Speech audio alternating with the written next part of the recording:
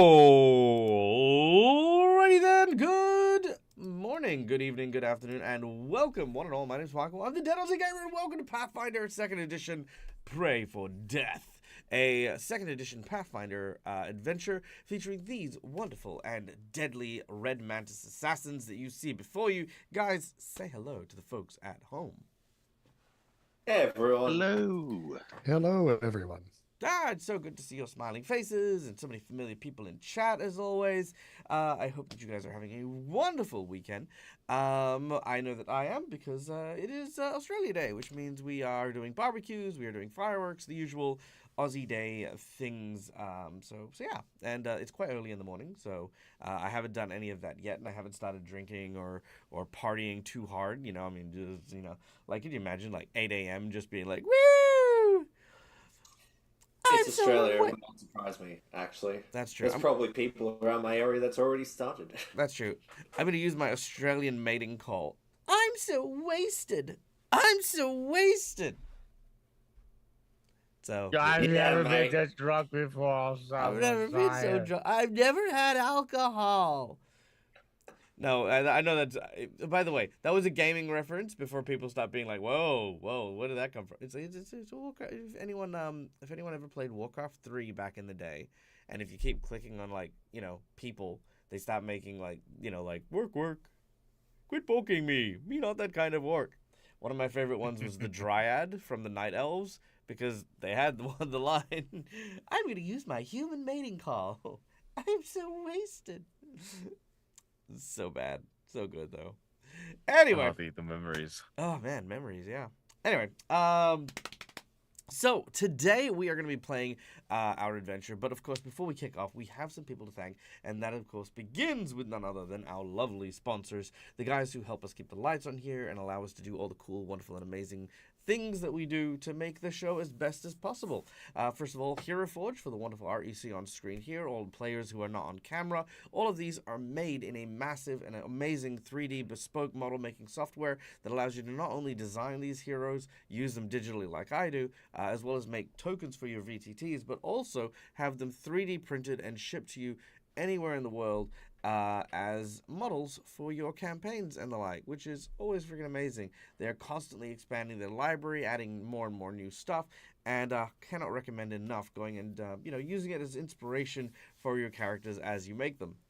Then, of course, we have none other than Sirenscape for the wonderful sound effects that you guys will enjoy during the course of the game. So, Sirenscape is one of the most robust soundscaping libraries available in the TTRPG scene, and there are so many different modules, including the one for Pray for Death, that are available for use.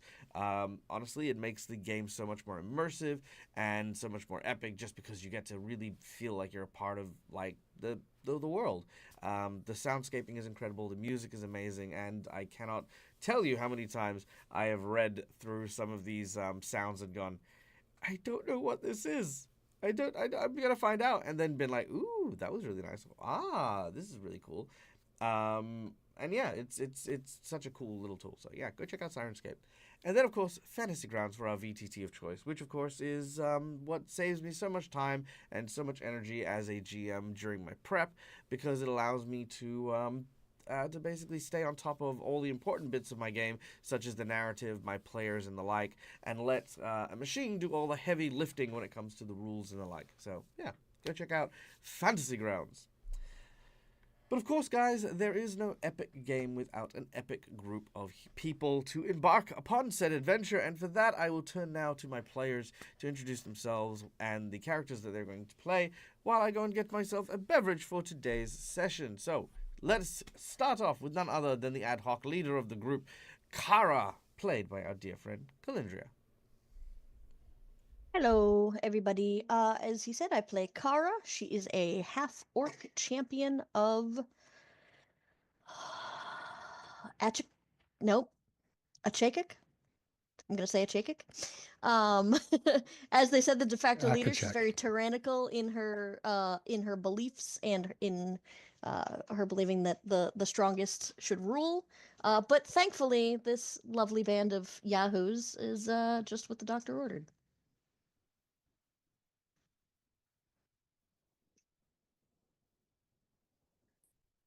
You know, Yeah. Reminds me of I'm your really excited and terrified of what is possibly about to happen, knowing that you currently have basically no HP. Mhm. I am Nesmith. I am a cat folk of the north, the winter of the coldies. I play a rogue who's constantly confused, has a smart mouth all the time, and constantly does not know how to roll. Except for the one game we had last game where I was around. That was beautiful.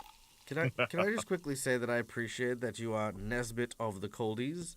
It feels like that's how catfolk. That's like catfolk language.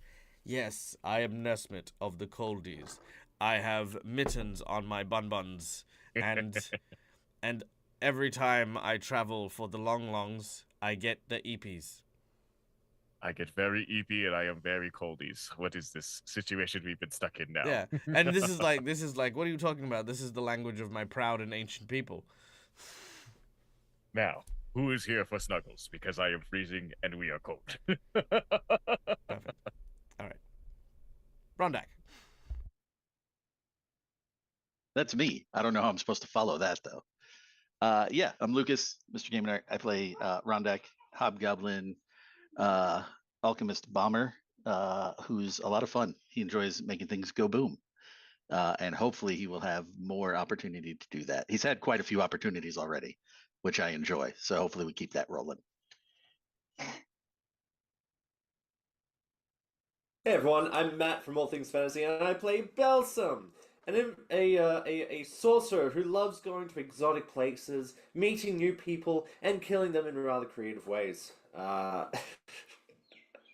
Yeah. And I'm Steve, Cookie Steve, to the various people that know me there.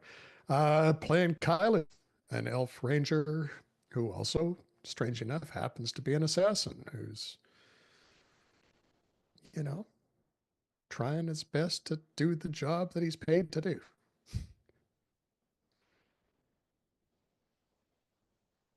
I think we all saw that look from Dag, and it's Mhm. wonderful because now he's going through a book and we're all worried. No, I'm fine. Carry. I mean, you guys are great. Um. Okay. Yada yada yada. Sorry, 2 seconds. And our friend Pietro is not here tonight, unfortunately. Yes, our friend Pietro is taking a night off for the better interest of getting some rest after Okay. possibly dying. All right. Cool.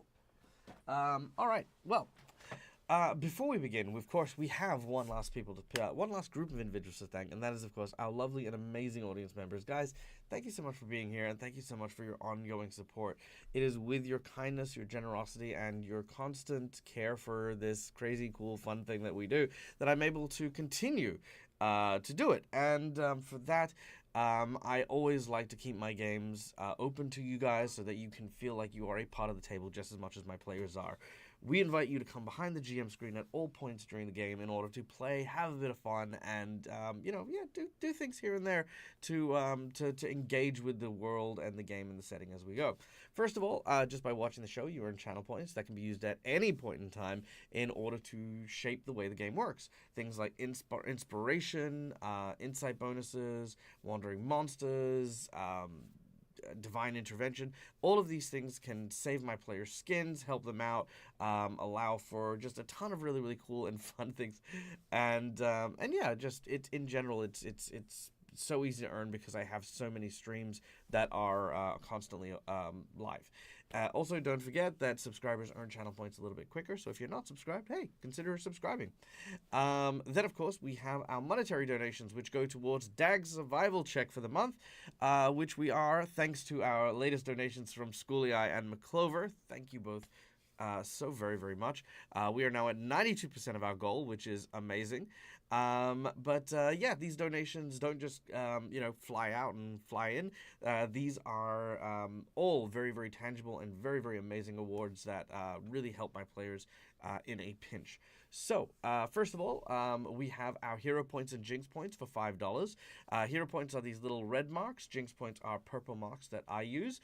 Hero points can be used by players to stave off death, petition the DM for nonsense that isn't in the rules, or roll with advantage. Jinx points can be used to counteract hero points, make bad guys roll with advantage, or complicate things ever so slightly.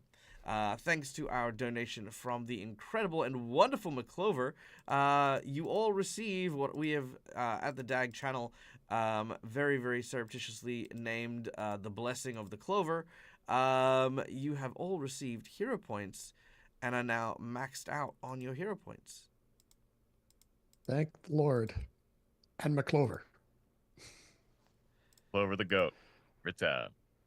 McClover is the goat. There we go. All right, so thank you, McClover, as always, because it's going to be very appropriate for the other donation that we got. Now, for $10, I can draw from one of two decks of cards in front of me. The first deck is a deck of heroic actions, which serve as not only a spare hero point, but also a unique one-use free action power for one of my players to use during the course of the game. They're quite useful, a lot of fun.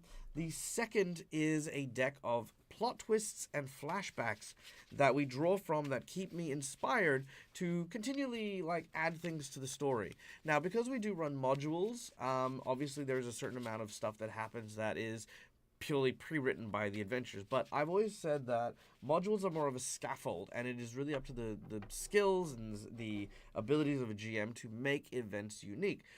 For example, like in this particular rendition of Pray for Death, I've added in a lot of different elements to it. The behaviors of the allies to Orduf. The owl fight was a little bit different. So was the bear fight, There's lots of little things that change. But what helps me change them even more are plot twists, of which Schooly Eye has asked for 3 of them. So, 3 of them it is. Our first plot twist for Schooly Eye is Instinct. Instinct. I don't know what I'm going to do with that. That's a hard one. Okay. The second plot twist is Best Day Ever. Okay. Ooh, how fitting. Okay. Best day ever along with Australia Day. Let's go. Ooh, and the last one here, Pivotal Moment. A pivotal moment. Dang. Okay. Damn, these are all really hard. Okay, so now I've got to basically take these prompts and insert them into today's game somehow. I'll figure it out. I'm sure I will. I usually do. But these ones are tough ones. I will admit that. So yeah, that's our $10 reward. For $20, you can give some of the coveted golden natural 20, which you can see most of my players, bar Kailu, has a natural 20. But you can also give natural 20s and jinx points to Dag, just saying. Put it out, it's just whatever. Anyway, natural 20s are, $20 because, hey, 20 for a 20 makes sense. And natural 20s are effectively an instant win. They are very, very sought after because sometimes shit just needs to work, and a nat 20 is the easiest way to do it.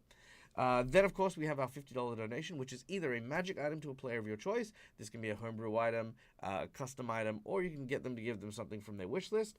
Or $50, as has been donated by Schooly Eye. $50 can also go towards a boss buff, which is a major complication, a major increase to the strength of a battle that the group is facing. This could be the terrain changes, the parameters change, the stakes are higher, a whole bunch of stuff, but it is a major complication, which I definitely have one in mind for Orduf. For sure. Then, of course, we have our last but not least $100 secret menu item. The secret menu item is basically something that we mentioned at the beginning of the game. It is the $100 item that drastically changes the scope of what my players are doing, and basically just kind of swings things heavily around in the vein of plot and story and the like. Now, my players are currently, I'd say sieging. They were infiltrating the castle known as Crownhold in order to assassinate a Viking named Orduf. Now, Orduf is quite a strong Viking. I will not lie. He is definitely a strong individual. However, Orduf does very much remind me of a Viking that I played, which we've spoken about before. And that is, of course, my Viking named Rovnir and his large bear called Ulks, which I still have his mini here in the office, as you can see. There he goes. That is Rovnir and Ulks. Now, It never stops looking cool. thank Gosh, you. it's so cool. Yeah. Now, Rovnir and Ulks are a little bit powerful for throwing into as a secret menu item. However, because of the nature of the game, what I will do with the $100 secret menu item is I will give Aldoof an obscenely powerful mount in the form of one of the newer types of dragons that are available in Pathfinder 2nd Edition. Specifically, a type of dragon known as a Linorm. They are very common in this region, they are very powerful, and even killing them provides the person or the individual who killed it with a curse that will brand them forever. However, in doing so, they also become a viable candidate as king or queen in the lands of the Linorm King. So this will be a story that we will try to unfold should our players A, defeat the Linorm, and B, manage to complete their task of killing Aldoof as well. So yes, battle for a Linorm. Potential rise to the throne story.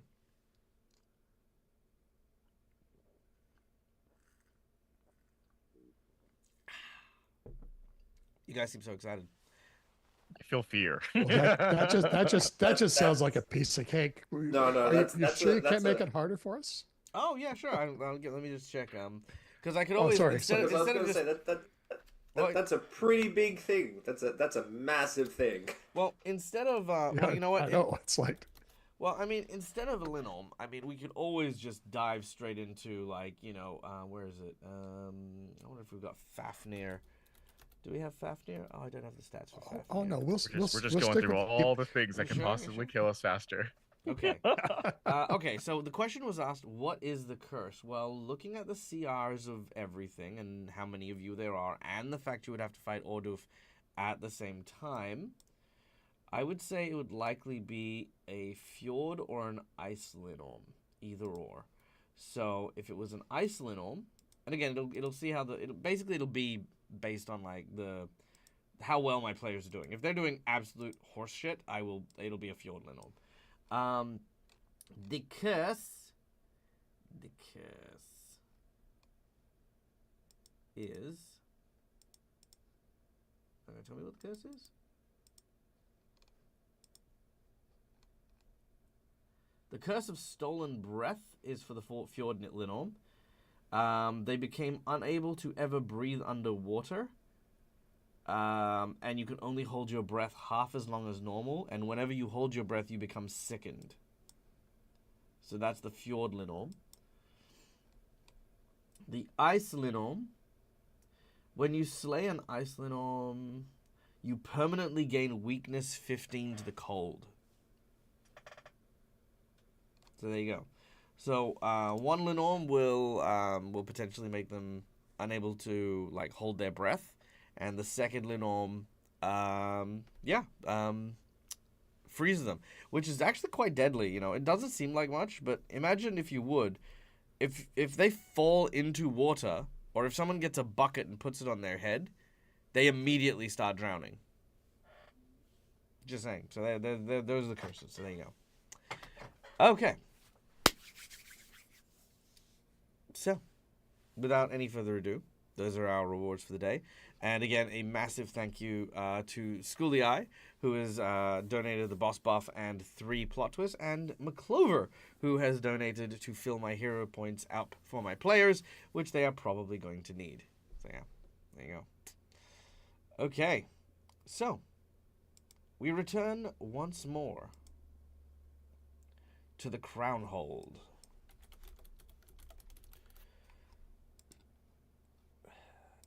All right.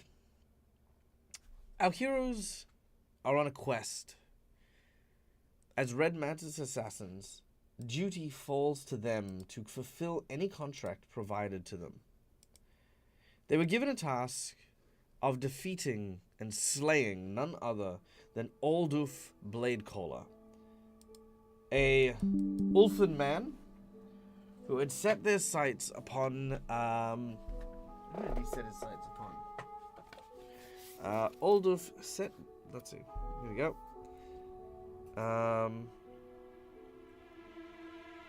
Let's see. He escaped the Winter Witches of Irison and fled eventually to the neighboring land of the Linnom Kings. He currently serves. Oops, sorry, that's a little bit loud.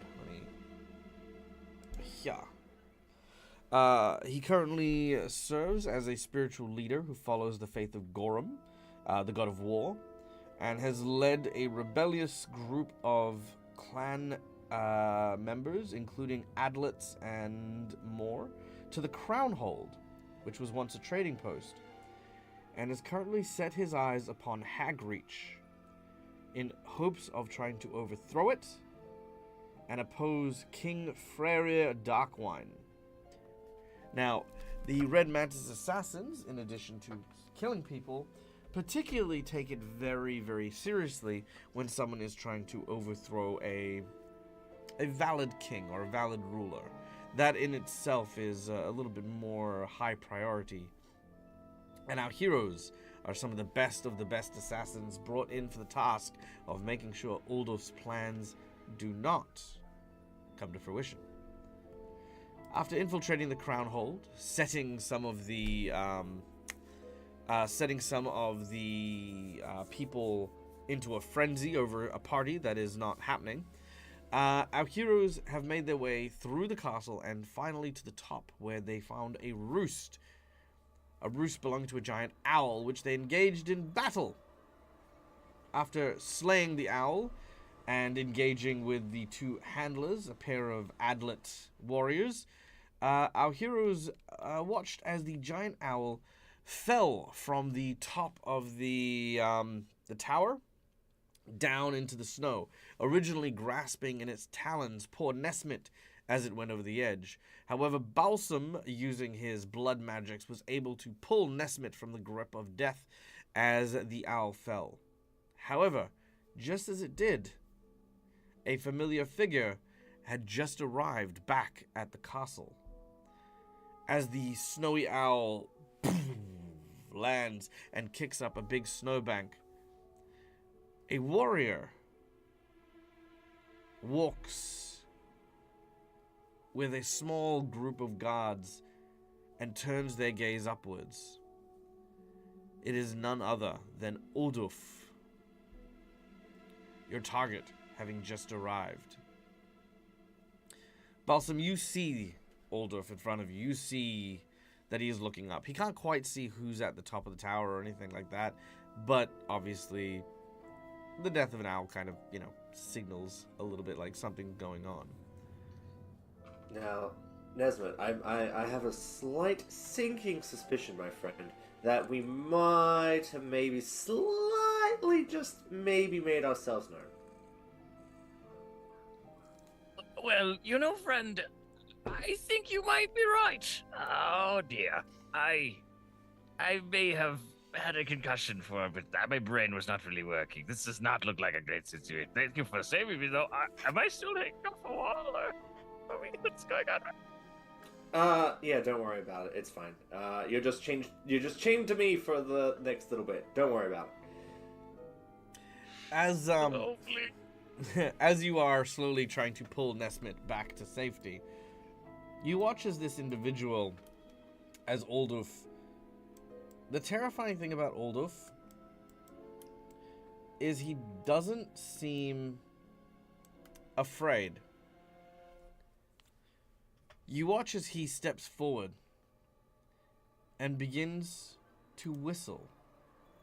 Let me see if I get the. Let me see if I can pull up this whistle. This is one of my favorite ones, and I use it all the time for this.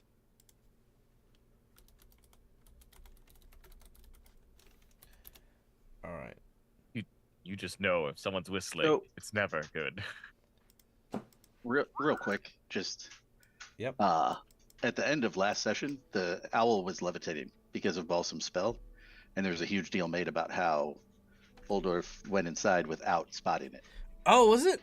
Oh, sorry, I did Yes, forget. because I he did. used it You know what? I because did. it was clutching Nesmit, and that was the only way was to stop it from falling. It still has him in its claws. You know But what? it's levitating there. I did forget that is how he did it. I recalled the chains. I thought it was Nesmith, but now that you're saying that, I absolutely do now recall this. And that was to try to give us a chance to actually rest, because we've gone from fight to fight to fight, and we're like most of the party except for one of us is almost dead. Matt, why didn't you say anything? Why'd you go through that whole Because I thing? thought you had a cool idea happening. It and I'm was a not cool gonna step idea. in your way It if was you had just a it was cool just wrong. idea. I can be wrong. I have so many games every week. I can't be expected to remember every But I time. was expecting you had a cool idea, and I was wanted to see where you were going with it. You forgot as well, didn't you? It was cool, and I debated if I should say something, but I was looking at the hit points, and I was like, I should probably say something. Yeah, that's fair. That's fair.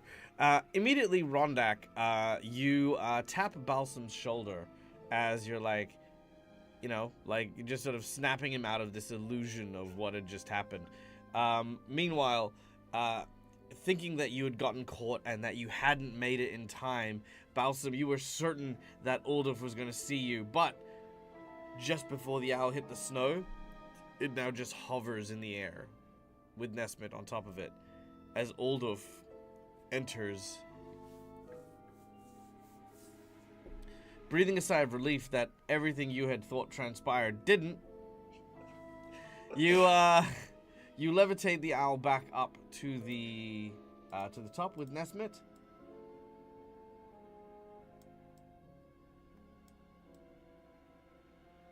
But I do believe you are still fighting the two Adlet. Yes. Someone had a slow spell that was cast on everyone. Yes. Yeah, but, everyone on the roof is slowed. Yeah.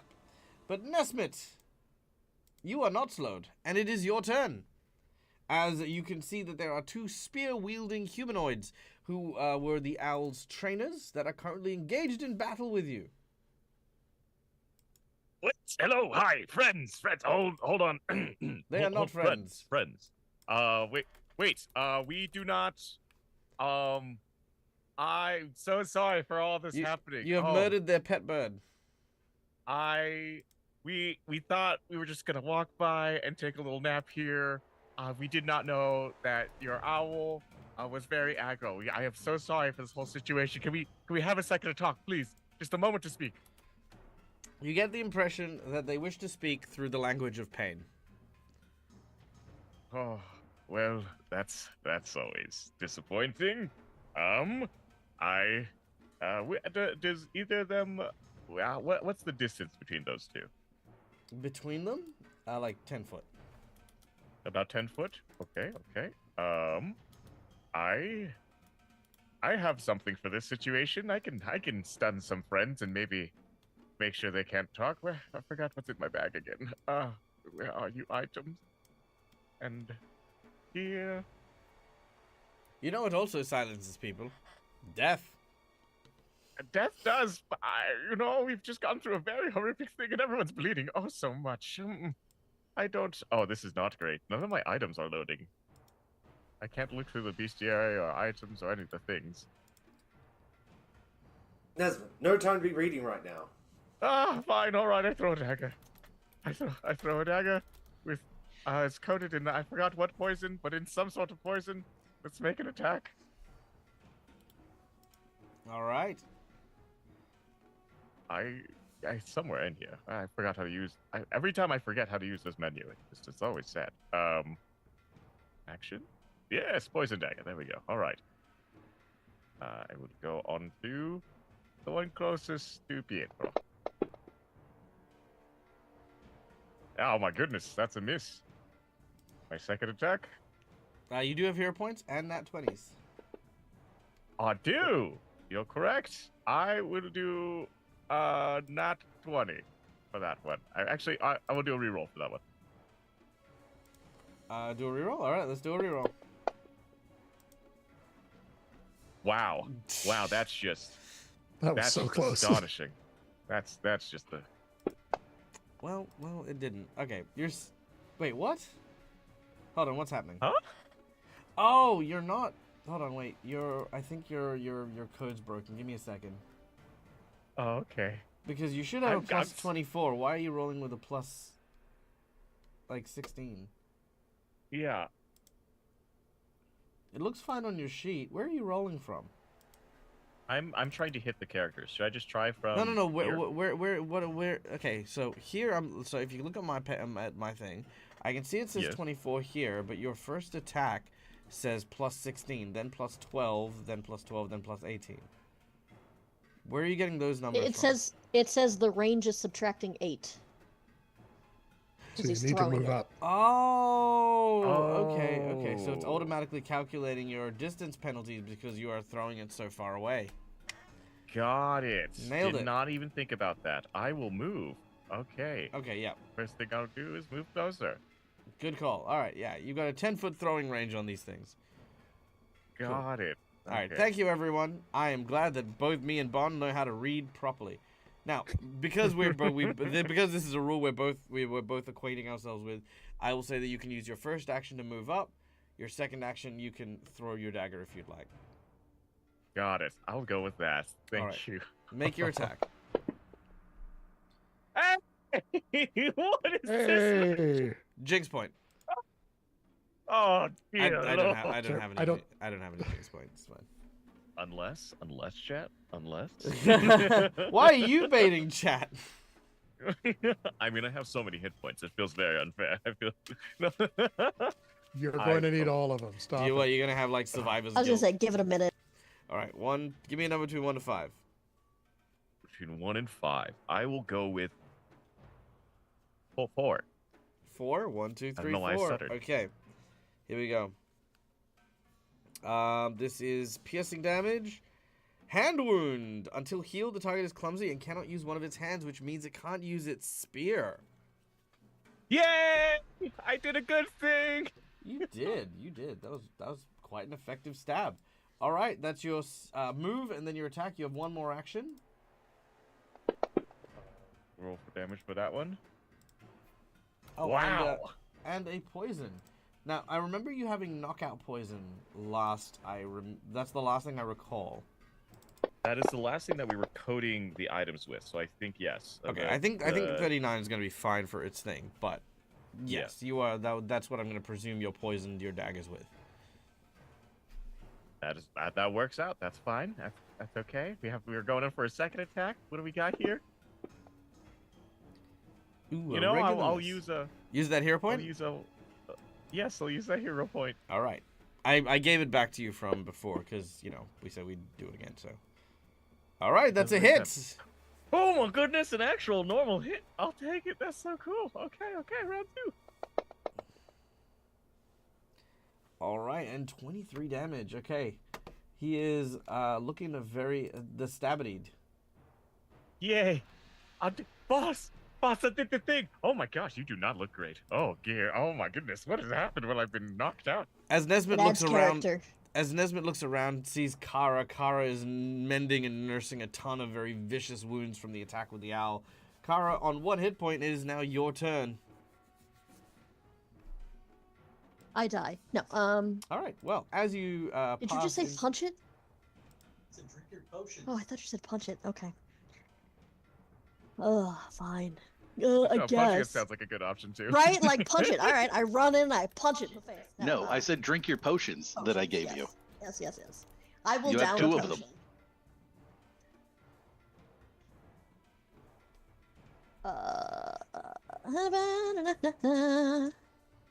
Gotta roll it. Gotta drop it on myself.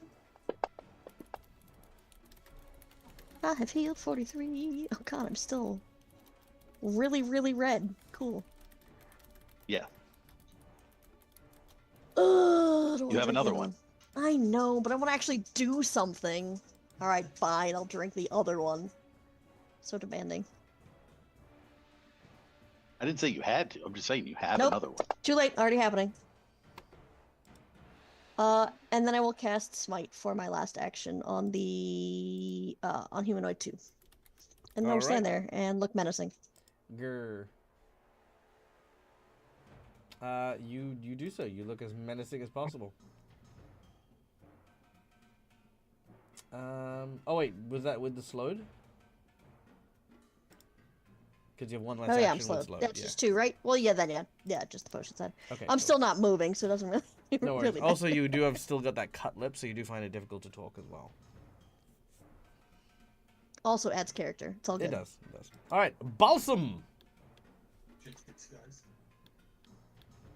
All right. Did somebody order some cut up chicken? He's gonna move up over here. Because I got a whole carcass out the back here. All cut up, ready to go. Oh, there's a lot of blood around here. You know All what? right, Let's they're both enraged, and they are both going to attack you until you're dead. Perfect. Well, let's open something up. I'm not entirely sure what the sorcerer was intending with that, but I guess we'll find out. Yeah, let's do that. Now here's a question, right? Am I able to cast a spell on myself if it has target one creature? Yes. Can I fail to do the fortitude save? Yes. Wonderful. Am I able to cast Blister on myself? Yes. Now, Blister's a really cool spell that creates caustic fluid blisters on a target's body. If they pop, they splash everyone within 15 feet space. So, the plan is if I can draw them closer to me, and then start popping blisters all over them. First, they have to get to me first. So I'm going to cast Blister on myself. All right, done and done. Your body begins to ache and boil, and you are now covered in blisters.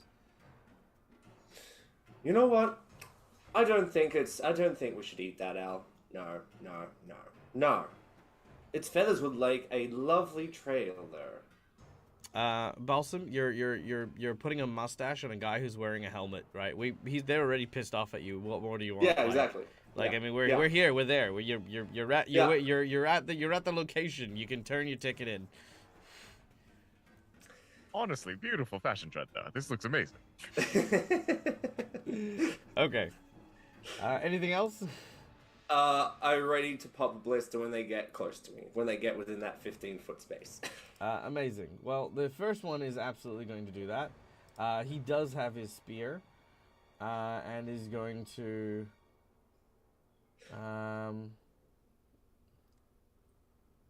Let's see. Oh, nice. So he transforms into a mist, then appears behind you, like a vampire. Yeah. You need to make a fortitude save, which will drop on you here, which is fine. You take half damage as he appears out of this cold mist, dealing 26 damage. Yeah.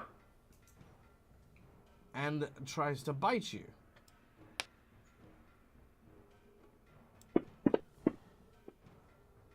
Which he lands a critical hit. Yeah, figures. It really does.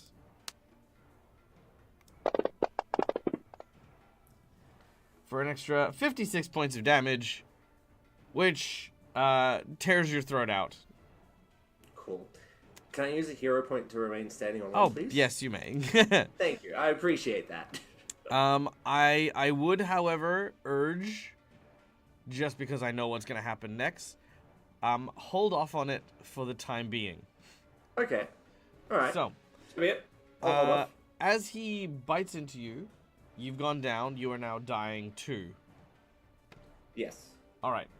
Now, you did have a ready action, but unfortunately you have gone down. With his third and final action, he is going to land another critical hit on you, which is going to bring you to dying 4. Now, I believe dying means when you hit the next dying value. Okay. Pick a number between 1 to 5 for your crit card. Let's go a 1, please. Okay, your first crit is... he gets a +2 on his attack rolls. And your Is that second against number? me specifically or against everyone? Momentum, it's just everyone. Okay. And your second crit card? 3, please. 1, 2, 3. He eats one of your fingers. You gain 1d4 permanent. Oh no, you gain permanent clumsy 1 and lose 1 finger. Okay. Can Okay. I ask rules stuff here? Yeah, Because yeah. I'm confused on some. Rules So away. I thought a readied action was like as soon as the criteria is met, it pops. So if his was he's close enough, why didn't that go off first? So Because he went through as a miss. yeah. So basically, here's the thing. It depends on the nature in which the action, the readied action contingency. Actually, hold on, let me turn the music off real quick. Okay, so a contingency may happen beforehand, but it depends on the nature of the contingency ability. So, because it was an ambush and he was surprised by the action to teleport and bite, all of which is done as a single action, that is why that happened first. Now, while it can Okay, interrupt... because the move and the attack were the same action. Correct. Versus two separate. Okay. Correct. Now, if he had moved first and then had to take another action to bite, then Balsam's attack would have gone off between the movement and the attack. Okay. So that's basically it. The opponent has to complete the action that sets the trigger before the trigger happens.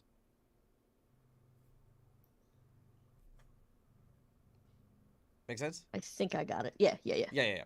So to give another example, let's say nobody move or this guy gets it. Okay? Now, if someone takes a dagger and throws it at me, right? Now, I have a readied action for if they move, not if they attack. Make sense? So, because they have moved to attack, that is enough for my parameters to take the shot. I might add in like a perception check to see if I do notice them about to attack. But because my action wasn't, if someone attacks me, I'll shoot this guy, right? In that case, they would make the attack, the dagger would hit me, then I would shoot the guy. Does that make sense? Okay, yeah. Right. So it's both about the wording, it's about the intent. There's a bunch of different stuff that happens in regards to that. With Balsham was waiting for them to get close to explode his boils. Which is gross, and I love it. Yeah. However, from behind, this dude appeared, bit his neck, and in that one bite, Balsam lost consciousness. Okay. Yeah. Which, by the way, is their ability called Avenging Bite, ironically. So. Okay, I have a question too as part of this. Yes.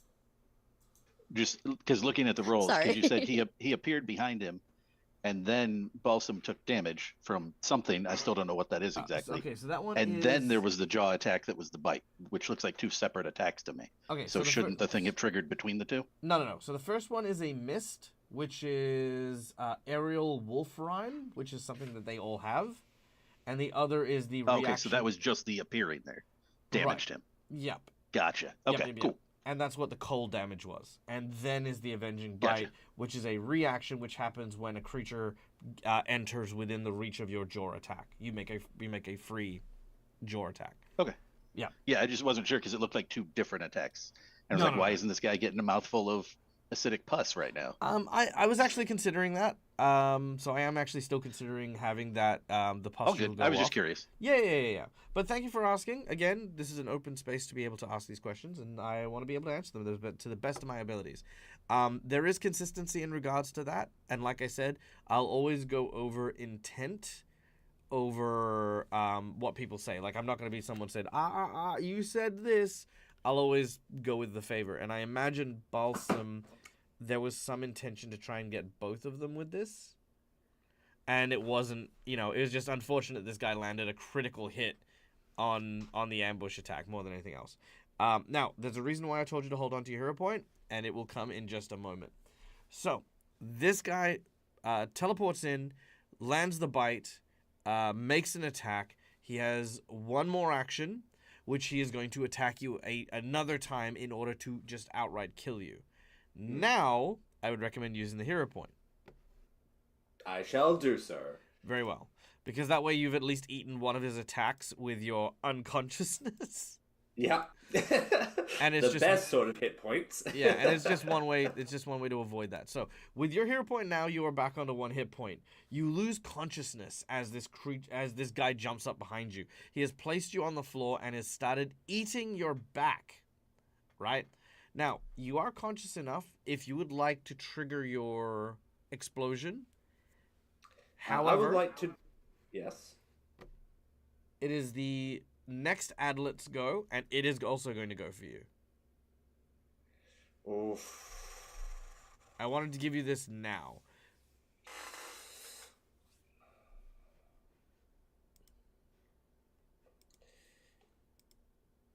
If I wait, is the possibility to burst both? If you wait, the possibility is to burst both, but it locks in that you will take the attacks from the next Adlet. If you explode now, the second one is not likely to attack you just because, well, clearly you're trapped. Everyone happy if I explode the first batch? Absolutely. Absolutely. Wonderful. Let's explode the first batch, shall we? All right, he fails automatically because he is not expecting a dead thing to suddenly explode. I will roll only for the purposes of seeing if you get a critical hit. Yes, please. DC is 31. All right. So again, there is no save, but because he didn't land a critical failure, it is just the regular full damage. Okay, wonderful. Alright. Let me roll the damage, please. Please roll the damage. Alright, so he's gonna have a, it looks like he's gonna take 76 points of acid damage, please. All right, 76. Nope, 66 points of acid damage, sorry. All right, roll it. Now, where did they go on the actual sheet? On the map? Do they exist on the map anymore? Yeah, They've they disappeared from yeah. ours. Oh, did they? Oh, 1 moment. There we go. Yeah, they are. Oh, Sorry, Wonderful. I think I might have clicked. Here you the go, mute buddy. button. Enjoy chomping on those bad boys. All right, as he bites down, bang! There is this huge explosion of caustic fluid. You can see that some of his lip has now melted off. If you've ever played Mortal Kombat, he kind of looks like Baraka now. Nice. Sick. Delicious. I love that reference. Thank you, Dak. That You're was welcome. perfect. Okay, the second Adlet, whose turn it now is. By the way, you can set yourself to 1 hit point for Balsham. Thank you. You are also on wounded 1. Yep. The second Adlet did not like that, and is not about to go and deal with the exploding man, but will continue to focus their attention on Nesmith. They do not have the ability to hold their spear now that their arm has been injured. So they will also try for a bite attack against Nesmith.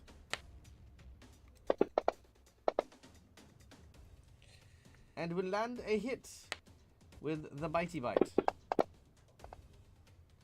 for 29 damage. Then with a second attack, Please.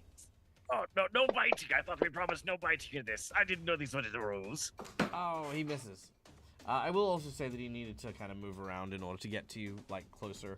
But, yeah, so one set of teeth bite into you and rip off some of your armor and some flesh. The second bite, your armor holds and does not manage to come loose as it is attacking you. He kind of drops the spear to the ground as well. Look, I'm just saying, biting is not the best for everyone. I really feel like we should really talk this out. Oh, good. Die!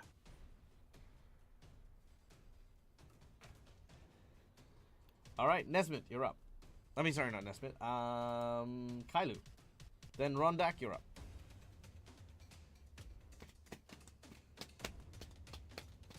okay. Hey, I am muted, but it was on the wrong screen. Well, shoot him. That's about all I can do. So we shall. Where the heck did my bow go? All right. There it is. Shooting the one by, closest to me.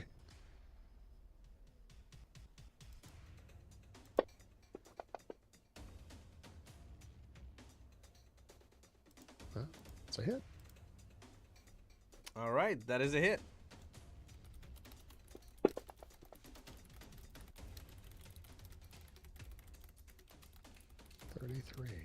What was he weak to? What is he weak to? He is weak to fire, I think, maybe. Probably, yeah.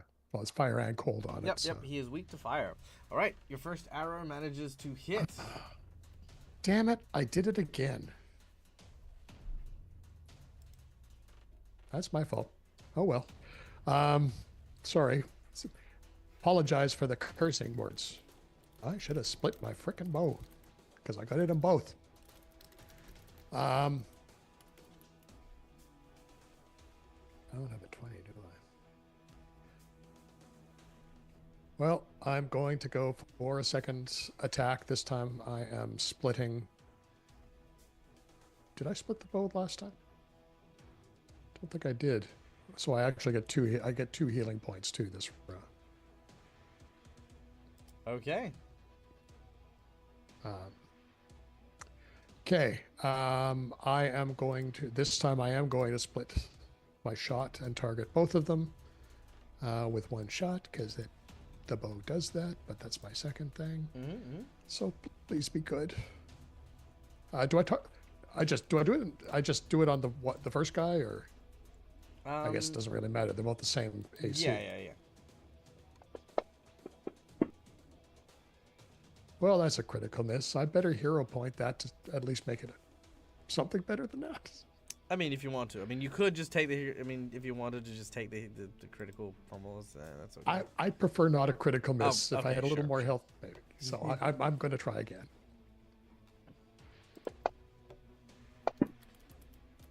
Okay. Well, I mean, take what's coming to me. that's it. Yep. All right. Pick a number between 1 to 5. Let's try with 1. Okay. Here we go. Nicked. You take 1 persistent bleed damage.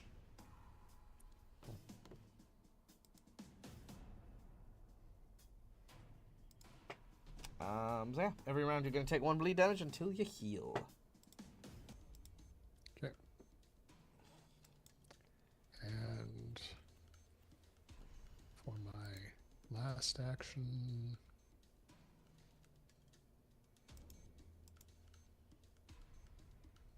how bad am I here? It's not that bad.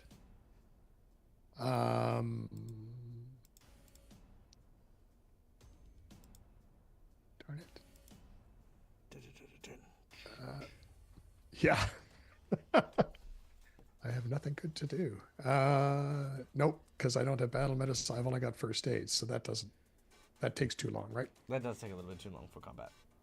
You can just move to a better location if you'd like. Yeah, I think I'm just going to shift this way. Yeah, over to here. All right. There was a door right behind you. You just slipped through that. I suppose I could have. Bye, guys. But that Have wouldn't. fun. Then I would have had to Good come luck. out and shoot next right. time. And you are already bleeding, by the way, so don't worry about that bleed damage because, from the looks of it, you already have a 1d6 bleed. So, because you've got a higher level of bleed, the 1 bleed per round doesn't matter. Yep. But you do take 4 points of bleeding damage at the end of your turn. As we then go to Rondak. Rondak, your bones, they ache. They do. They do a little bit, but that's okay. Because in his left hand, he has pulled out 2 small glass orbs that have bits of sort of scrap metal kind of bolted around them just to keep them from shattering in his pouches, essentially. Okay. Inside of that glass orb is a sickly green liquid. Ooh. He's going to drop one in the basket of his launcher and launch it at the first guy, Okay. which is mounted humanoid number 2. Okay. And then he'll drop the second one in and launch it at the other guy. Okay. What this is, let me find the name. This is Greater Acid Flask, is what they're about to get hit with, if I can hit. So, let's do gotta add that for the first guy. Uh-oh, where did it go? That was weird. For the first guy? No? Okay. Try it again. It keeps disappearing. For the first guy. There we go. Got it. Yay! Boo. I'll hero point that one. I'll jinx point it! Whoa, No, whoa. I don't have any Wait, jinx wait, points. wait. Why are you rolling at a negative 75? It's a good question. Holy What shit. the hell? That is a good question. Why? Beyond Beyond max max range. range 100. Oh, your range is I think it negative says 100 for minus some reason. 100 there. Yeah. That It's saying you have to be within 15 feet. Maybe he is within 15 feet for that one. Oh. well, and this is my launcher, which Hold on, doesn't have a max range on it, Hold on, let me check something real quick. It does now. right? Negative 100 feet. You can only throw it behind Indeed. you. Did you use your alchemist fire range? You did. Yeah, it's the only one we have in there, but it should be the same for the attack. The damage is different, but it's the same for the attack. Okay, so what's the range on your grenade launcher? Oh, I have to look it up again. I know it's something stupid long. I forget what it is. I have to look it up. I don't remember off the top of my head. Oh wait, it should be in my inventory. It should be, yes. Da, da, da. Bomb I launcher, think here it we go. probably made the range from negative, or from positive to negative. 60 foot. Yeah, Okay, yeah. So what I can do here... There we go. Try using it again. Alrighty. Yeah, I think blank range is translating it to melee, as Schoolie was saying. Sweet. All right. Oh my god. There we go. And right there. Wow, I rolled a 7 again. Oh, there you go. 32. Yeah, but but now that's it's all. only a miss. But it's not a critical miss. What those? And if you want, I already took the hero Sure. point, so I mean, you can make a reroll if you like. Sure, why not? Okay. And, oh, hold on. Forgot to add I get a +2. There we go. Wow. Better. I mean, yeah, a little bit. All right. So and close. then your All right. and then your second attack. Yep. There we go. All right. All right. So for the initial hit, that will be it is 5d6 acid damage, which I don't have coded anywhere. But then it will become 3d6 persistent damage after that. Oh, nice. Okay, let me. Yeah, roll the damage, and then I'll add that too. Well, the only one I have coded in here is for Alchemist Fire, which is a 5d8 fire damage. And this is 5d6 acid damage. You want me to just drop 5d6 on him? Yeah, just roll the 5d6. That's fine.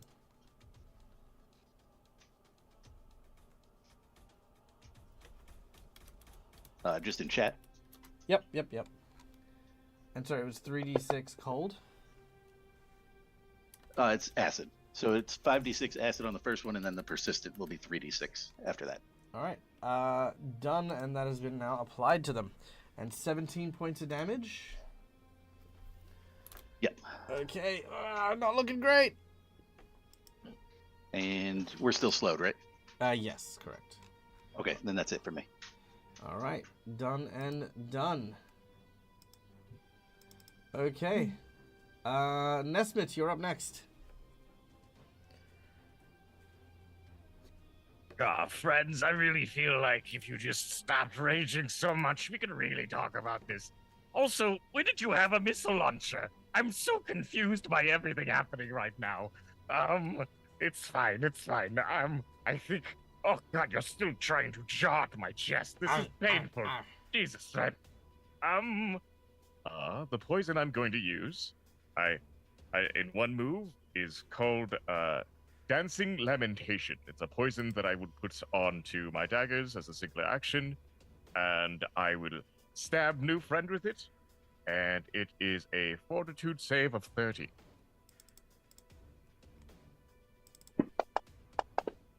But I should probably make my attack first, correct? He has critically succeeded. Okay. Well, that's fine. And the stabbing is still also fine. You have not stopped. Well, Dyke, you know, some days are just not the greatest of days. They are not. I can definitely do better this time, right? Oh.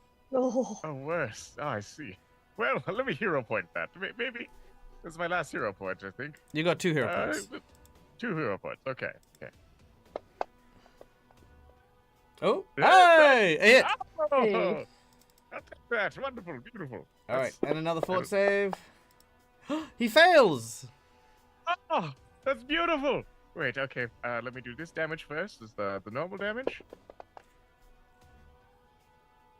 Oh, that's good. That's good. And then let me look up again. What the lamentation? Is this the knockout one, or is this a different one?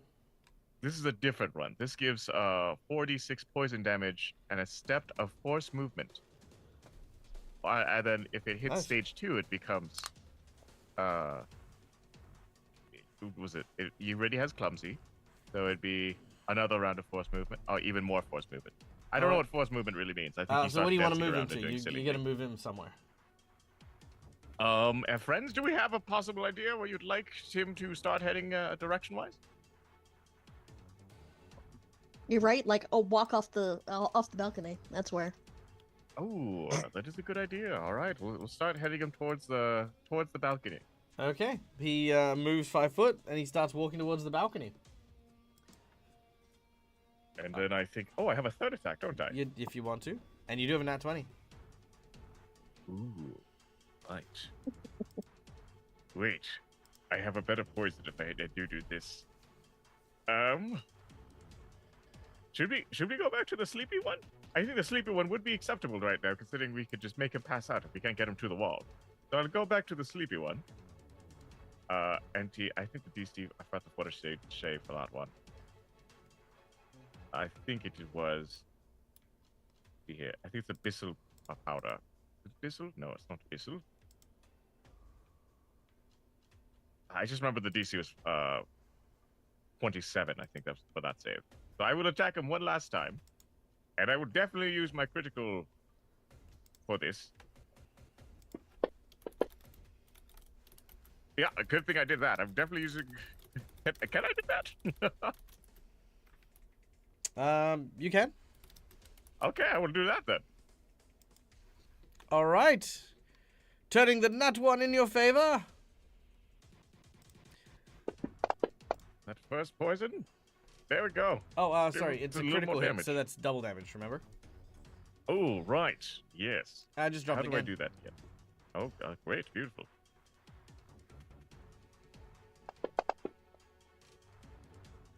Nice. Ah. Let's see how he goes with his save. Critical success. Oh my goodness. Okay. So Oh, God. sadly, the poison doesn't take effect on him this time, but he is actually quite brutally wounded. You, however, start to feel a chill from the bite as you take 3 points of damage, but it slowly begins to subside as we go to Kara. Kara will move up. Gonna help Balsam out because he looks about as well as she feels. And then, how does one go about grappling? I've never done it. You make an athletics check against their fortitude DC, and if you succeed, you grapple them. Athletics. Athletics. Am I good at that? I'm okay at that. Okay, I'm just gonna. I'm gonna stab him for now, and then I'll attempt to stab him for now. All right, go for the stab. Drawing out my Sawtooth Saber, I shall go. Haga! All right. Your blade sings through the air as it collides with his body. Now, are you sure you want to move to there and not here and get flanking? So I wasn't sure if I would get hit with an attack of opportunity if I did You that. can is why I give it a didn't. wide berth to get there, and that's fine. And also remember, Okay, attacks well of then opportunity. yes, I would have. And remember, attacks of opportunity aren't in second edition as readily. That's right. I forgot about that. Well then, I mean, yes, I would have, but I already That's okay. rolled. That's okay. He is off guard for the next attacks. All right, 20 points well, that of was my damage. 2 actions. So yep. All right. No, you get 3 actions. You're no longer slowed. Oh. Well then, yes, I will. Ah, shit. Well then, I would have smited him first. That's fine. That's fine. Next time. And then I will bring it back and go haga. All right. Give him the old hiya. Critical hit. Pew, pew, pew, pew. All right. Give me a number between 1 to 5. 2. 2. All right. And you are using slashing weapons. Triple damage. However, you drop your weapon as you lean into the blow. I can imagine that. Her being like, ha! Oh shit, I dropped it. All right. So one more lot of damage if you'd be so kind. Yes. And then a hiya and I kicked her, sir. I like Bartok. All right. Done and done. Balsam. You feel the bite wound freezing your flesh. It's not a nice feeling. It's not a good feeling. Alright. I'm just gonna steal a bit of your blood, if that's alright. I'm gonna cast Vampiric Maiden! It's a cool little ability. A ghostly Iron Maiden will attempt to shut on the target. So, let's see if it does some stuff. So, he's entitled to a fort save. All right, can you drop it on him? Yeah, maybe. Oh, that's unfortunate. Iron Maiden! Yeah! Eek. Fuck you, buddy, okay? Do you know how hard it was to learn that spell, let alone cast it while I'm at death's door? You're a dick. Whatever this was, you doing that? That just, oh, you're a big adlet man. Look at me. Ooh, I can ruin this guy's spell. Fuck you, buddy. And the guy's like, I'm so sorry, man. Like, I didn't mean to ruin your spell. I mean, I bet it was a really cool spell. You try, do it again. Do it again. I'm sure. No, it'll work this time. I swear. I'm so sorry.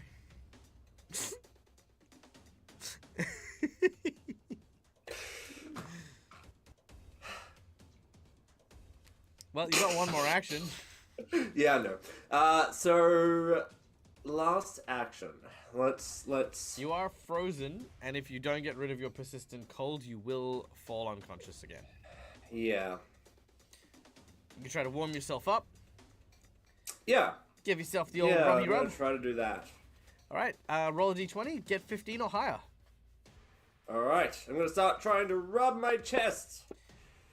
Hey, there it is. All right, Hey, you it remove worked. the persistent persistent cold damage, which translates to you not freezing to death. Which is nice. Which is really nice. All right, it is their turn, and I'm going to make a will save. And with a 40, they are definitely not enraged enough to carry on this fight, given the direction it's going. And they will look at you and they will say, be warned, this is not over. We will avenge Mr. Hoodigans III. You will regret this and rue the day you ever crossed the Owl Riders of Alak Manksha.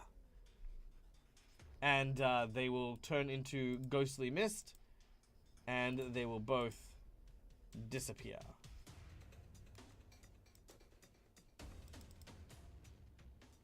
Because they are both quite low and did not want to die.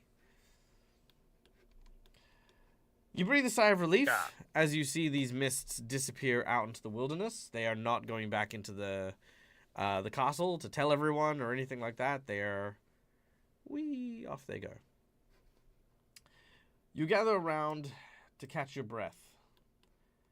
Sharing the details with Nesmith on what had transpired when his, I guess, brain shorted out, you now know that Olduf has just arrived, and he will have arrived, weirdly enough, to a party being thrown in the basement, and that is likely where you will find your target. At this point in time, you guys have not overly succeeded, but not overly failed your infiltration. Things are very awkward, and Orduf is on a reasonably high alert. Presently, you had created a distraction in the form of a party that is currently happening in the mess hall on the floor just below you. People are gathering, and you can hear the sounds of the commotion from below, including, of course, Orduf, who is now in a room filled with individuals. Here in the space that you're in, you are in effectively like a roost that has a number of bedding places and rest places for several of the officers, as well as the riders who ride the owls and things. You have these resources for you as you take a rest. The party will be going well and truly into the night, so there's plenty of time for you guys to have a full rest if you would like. But also, you guys need to discuss what your plan is to get into that party. Oh, well, not get in, but to infiltrate the party enough to be able to kill your target. I'm going to go to the bathroom super quick, but I'm also going to give you guys a long rest and give you a chance to come up with a plan. I will also do you one extra favor. And I will open up the map, which I will share with you guys. I don't know if you guys can see it. There it comes. Yep. Okay. Now, if you remember, A15 was where the officers were. A11 is the general mess hall. So the banquet is going to happen in A11, and Olduf will likely be somewhere like here-ish. All right. The scene is yours. Please discuss. I will return momentarily. And also, yes, Schooly, I have noticed, and rest assured, there is stuff coming. All right. If we can identify his Ordov's bedroom, we can also add a surprise. Like if Nesmith wanted to, or Nesmith and Rondak wanted to work together to create like a bomb or like a poison thing that explodes if someone lies in Ordov's bed, that would be kind of cool. Well, Rondak, don't you still have that foul bomb that you created earlier? At least one of them, right? Oh, yes. Yeah, I do. Well, we could go in loud and proud and give him some poison. I know that the ones that I snuck into the food should be going in either to their main entree or one of the second or third curses. So we could try and wait it out a little bit if you give it a good 30 minutes or so, since we've had some poison. Cusco's poison, of course, to see if we can wait out a little bit of these guys passing out and not being so much of a fight.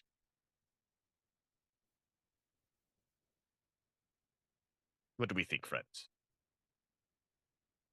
It is a party. If we can encourage them to pass out, they're not going to be terribly suspicious, probably, about people passing out at a party. That's true. People do get very drunk.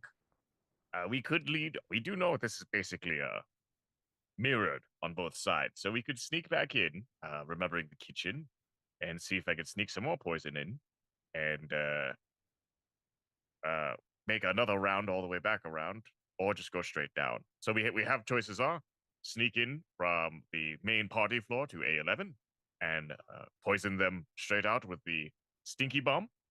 We could go back through the other side, on the right side of the staircase, going in through the kitchen and start mixing in more poisons and whatnot, and maybe sneak in as helpers of the food course. We did say that earlier. People are slightly familiar with me as being a server, so I could just start chugging everything I have I possibly can into the party mix. It is a jungle bowl. We don't know what we got really. Yeah. We also know if we were to go down the outside, there were people, at least on the west end. Oh, yes, there are people on the banisters, and there are at least 3 on each side. I don't remember how many were in the middle. We didn't really get a good shot to see what was shooting, Yeah. but they do have big ballistas. You're right. Yes. And they are guards, so one would assume that they're going to still be on guard. So we may not want to go down.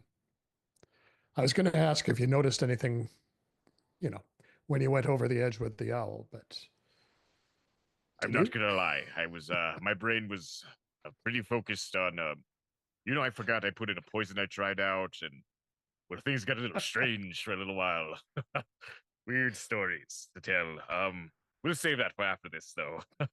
That sounds like a good plan. What are we thinking, fearless leader?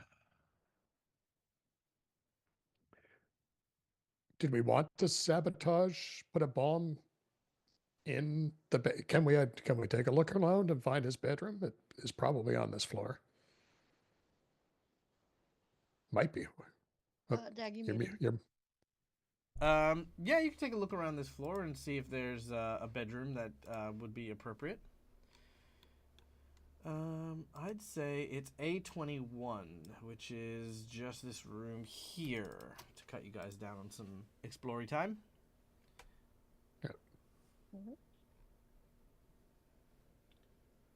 so if we go in and quietly move in and see whether or not we can. Yeah. The bedroom And I'd here like to is a heal spacious... Pietro real quick. Sure. Oh, yeah, sure. Did I give you guys the long rest? I don't think so. Yeah, but it didn't. Oh, No, did it said party taking overnight rest, but it didn't top us off. So I figured I Oh, would. that's Yeah, just okay. there's lingering. No, that's okay. The top off is usually just Okay. a homebrew thing, so we do that, and that's fine. Oh, gotcha. Balsam, however, you are still missing a finger, so you are still clumsy. And my lip It is still my cut. left Yes. pointer finger. Very well. Yeah. Actually, hold on. No, we have to roll for that one. Hold on, let's see which finger you're missing. We did. We did. Oh, we did? Good We did. roll. In Oh, fact, okay, yeah. cool. Well, now I'll shut the fuck up. All My right. left pointer So, um, this bedroom is spacious with newer and more comfortable furnishings than the rest of the fortress. A large bed, an oak writing desk, an armoire, and an armor rack finish the furnishing of the room. Hanging on against the north wall is a fishing pole and a net with several lures and hooks into the netting, all of which look immaculately cleaned and well cared for. The southern wall has a mural depicting an impossibly tall warrior covered in plate mail, his red eyes glowing through slits in the helmet. The warrior wields a great sword and slashes through armies with vast blood-soaked beaches surrounding him. A small stone altar with a softly glowing smear of blood is atop it and stands along the eastern corridor here. You can identify this as very easily a small altar to Gorum, the god of war. And outside of the fishing rod, there isn't too much here that catches your eye. You do, however, recall the journal note that spoke about how highly he thought of the fishing stuff. Hey, Nesma. And we took the fishing stuff as well. Yes, friend. Hey, Nesma. What cool things can you produce with, do you have any contact poisons by any chance, my friend? Contact poisons. I have quite a few. Honestly, what do you feel like trying to? Well, I just feel like this is a place he tends to spend a lot of time in, and he likes to play fishing, and he likes to handle and care for his fishing rod and tackle. He'll probably be spending a lot of time handling said items, wouldn't he? You're very right. Let me see here. Contact points. I do have this very interesting nettleweed residue. It's affects them for about a minute. It's about depending on each round, it slowly gets more and more anxious. First you get 3d6, becomes 4, and then it becomes 6. And if he starts touching things very randomly, I feel like a lot of good things could happen for us. The save is slightly low though at a 27. I don't really know how strong he is in that fortitude of his. That is a problematic thing that I do worry about.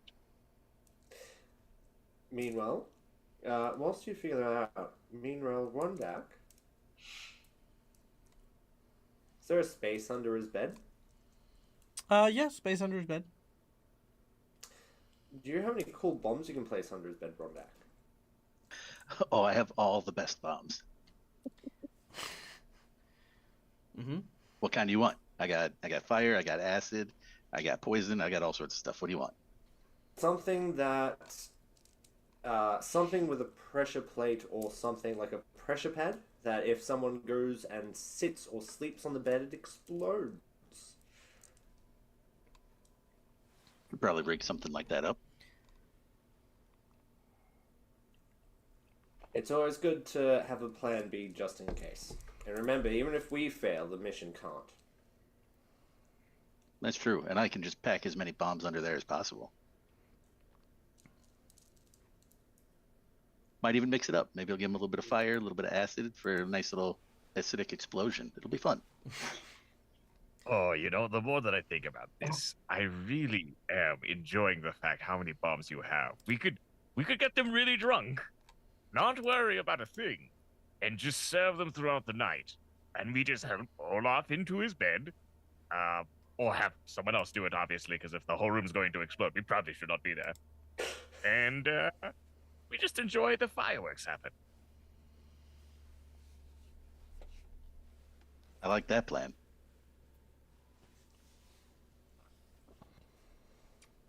But if you want, I can get started on rigging up under the bed here, just in case, so we have that backup plan. Let's definitely start rigging everything. I think the better play is to let less people get affected by this and sleep off the party of the night. Wow, this really turned into something so much bigger. I'm so unexpected. I'm a little terrified of myself sometimes. Well, how's everyone else feeling? Everyone looks better now after some healing. I feel like I missed out on a very big battle. I'm so sorry about that. I have to make sure when we get back to the lab. Rondek, can you remind me to make a note in our alchemical wall not to take things right before we go on a mission? I will be sure to do that. That'd be great. Thank you. Yes, Pietro, I don't need to have more. Maybe we should also have Nesmith hide in the latrine, just in case. No, wait, no, wait, boss, please, poisons, helping, I can serve, do the things, the charm, right? Yes, you're doing well. Oh, okay, that's good. How's the finger doing, Balsam? You feel? I saw that happen, and I was shocked myself, honestly.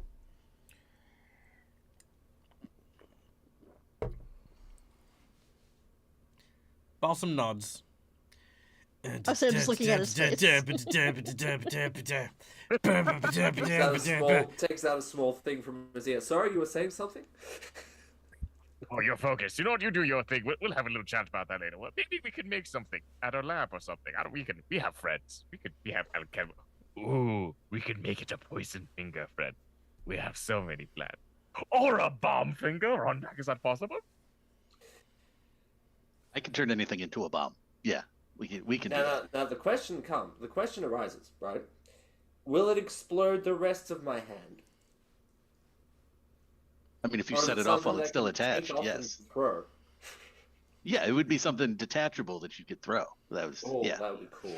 No, you don't want to detonate it while it's still attached. No. See, what you need to do is you need to cut off the rest of the hand, right? And then replace it with an artificial hand that explodes. And then you know what you could call it? The hand grenade. I was going for a 5-finger death punch. Those are both should fantastic. we be focused? This is a wonderful thought, and I love the long-term plan. But should we maybe perhaps be thinking about Ordolf downstairs instead? Not instead. Yes. Oh, Thank you, well, Patrick, okay. for keeping us on track. Well, usually I'm the one who goes sideways, but Nesmith and I are not good at this. That's true. This sort of banter keeps me focused. Rondak's like half under the bed, rigging up things beneath it. All right. Rondak, we're gonna make a craft check later on to determine the quality of the bomb. Otherwise, I know we're gonna forget this. Yeah, that's fair. The rest of you, however, now comes the matter of what you're going to do in regards to downstairs. Now, remember, we spoke about this before. Plans on plans on plans on plans isn't going to get around to giving you what you need. Instead, however, you need to come up with a decisive, very, very clear-cut thing that you're going to do to try and make that one thing succeed. So what is that one thing? Is it waiting for him to eventually go to bed and hopefully blowing himself up? Or are you going to go downstairs?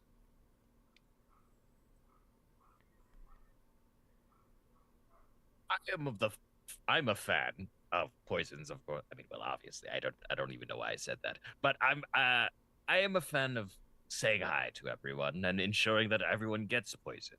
Waiting it out about 20 or so minutes and seeing how we do as people start struggling their way through. We can have the servants that don't know us or that do know us. I know he's still working hard in the kitchen. Very hardworking man. I want him to have his revenge. So if we have him lead everyone out on the banisters, as we help and start distributing all the poisons and whatnots, we can find a way to distract and hopefully not get into a giant fight. And after a little round of waiting, if that does not work out, Rondak have the handy, one of his handy bombs ready to throw into the room.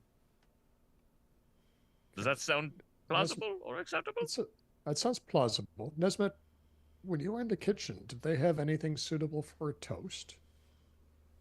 Yes, there's quite a few rounds of different types of wine, very fancy ones. I think they were stashing it away for someone, but since it's an ad hoc, do you think we could sell them on it's an ad hoc party to celebrate our admiration and love for Ordolf, and we could distribute a drink to everyone for a toast? Well, oh, that's right. I don't know if you remember this, but in the main dining hall room fighting planning area, there were these very interesting leaders trying to figure out how they want to break apart this kingdom they're trying to take over. A lot of big wigs currently inside that room. That also might be a good area to bomb too, honestly, now that I think about it. Now, there's a big war happening. And we could create this as a celebration for that war. You are right. That would be a good excuse for a party. The alliance is trying to be made between very, very dangerous people, and we would hate to not have a hand in taking not a few things from them. Sorry, guys. I feel like we're trying to plan a party that's already taking place now. Alright? What we really should be doing is coming up with a plan. We shouldn't be coming up with a plan. We should be coming up with an action plan, something we can actually do right now at this current second. Are we A, waiting for Ordolf to come up to his bed, ambush him, and then throw him onto his bed to explode him? B, are we racing downstairs, waiting for everyone to get knocked out, killing everyone else, and then killing Ordolf? And if we fail, wait for him to come upstairs, lie down in his bed, and then blow up? Or C, are we going to do something else? I'd recommend either. I'm a big proponent of Plan B. Balsam wants to murder everybody. I'm a fan. We're not I'd being never paid to say kill no the to extra blood. people. Do we in But- character know what downstairs looks like? I know you shared it with us, but do we? Yeah, Okay. yeah, you've been through there before. Yep. Oh yeah, some of us were. Because I would also recommend that once we get into, if we're going downstairs, once we get into whatever room, we barricade the other entrances so more people are not coming in. Because we keep getting Well- screwed by that. Most people are already there. Yes, but I don't want Everybody any off more duty surprises. is probably in there. Yes, ma'am.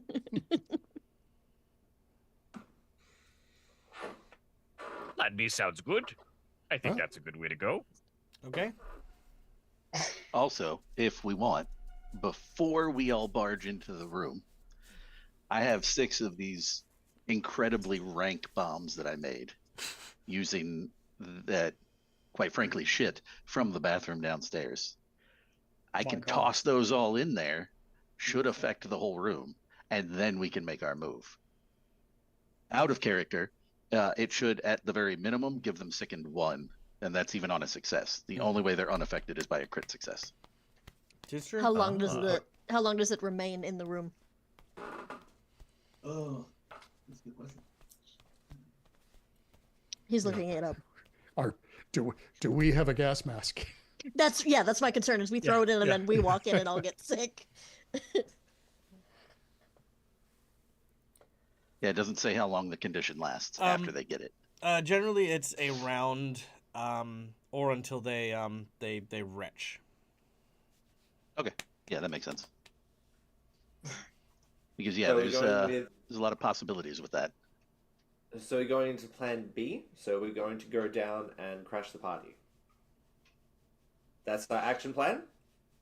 Can we do this as servants though, so that way we can at least place ourselves in an area and look less obvious that we're trying to kill them at the beginning? Can we carry our... I think we're going to need our weapons. I don't know that we're going to be able to conceal our weapons as servants.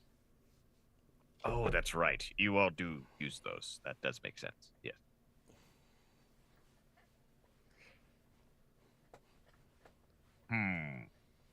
Okay, I like the idea of the attack. I have one question. Do we want to go down both stairs and pinch her to perhaps keep, if people start coming out of the rooms, because there's 2 main exits out of that room. So, sorry, just to backtrack just a little bit before we start talking about entrances and exits, we are going with plan B. We're going to go in, clear the room, kill Ordolf. Yes? That's what we're definitely doing? And if it doesn't work, then up here will be the backup plan, is my understanding. Yes. Good. Yeah, yes. All right. The bed is the backup plan. Main plan is to go down and kill him in the room. Okay. Everybody. Good. Kill everybody. Yes. I feel like we should all concentrate on going on the right side instead of going and splitting the party. Only because when I was talking to the other high-ranking baddies, they seemed very strong, and I do have a lot of fear that if we separate ourselves, it will become a problematic thing. I'm sorry, the right, as I'm looking at it on the map. Yes. Do you know how tempted I So am we'd to have just... to go through the several rooms to get over there. You know what? No, I'm going to do it. Roll a percentage. Pick one of you, any one of you, roll a percentage for me. Yeah, definitely not me. I'll murder us. Definitely. Yes. Let's follow our fearless leader. 32. 32. Okay. Now, if I roll higher, then Orduf comes upstairs to get something. 58.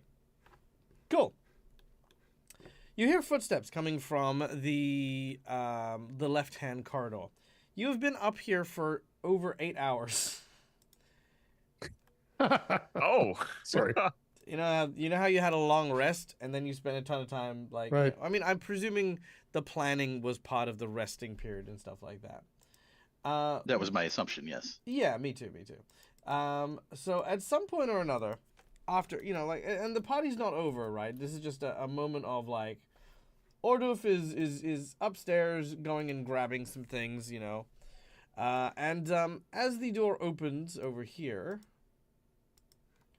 you hear a voice basically saying, "Yes, no, I will come back in a moment.